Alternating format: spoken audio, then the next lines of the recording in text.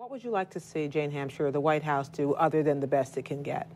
Well, Beyond, I guess, is the word I'm looking for. I think this is what the president wanted. I think it's pretty indisputable that this is what he has seriously tried to hope for, tried to work for. This was not the compromise. This was always the goal. I don't think this was a compromise. Organizing for America, his organization, never went out on the tax cuts.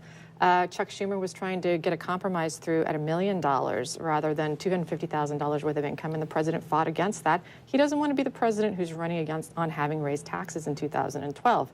But the problem is that that's what he tells America that he wants. So you've got this problem, this dissonance between what he's saying and what he appears to want. And people are very confused and they're very frustrated. I'd like him to be honest and make the argument with the American people that why he thinks this is a good idea. Is this residual bad feeling left over from other debates which liberals have lost with this White House, like the public option debate during the health care? You know, this is weird. It's different. I didn't think people were going to get that upset about this, but they are. And particularly here in D.C., you had many of the president's strongest supporters are federal employees who were willing to take a tax cut, a freeze on their wages for the good of the country. Which the president did call for last week. But now they're seeing that wage increase go to pay for millionaires, for people who make more than $1 million a year. It's going out the door for that.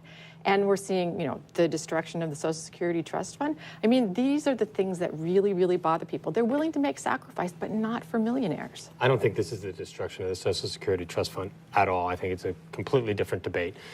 Look, here's the problem the Democrats had. Going into this debate, I counted 6 different tax cut compromise proposals that Democrats proposed that all were being debated. Republicans had 1. If you go into a position where you've got 1 negotiating position and the other side has 6, that one is going to win. Now, you could argue, gee, the president should have gathered everybody together and unified Democrats around one thing.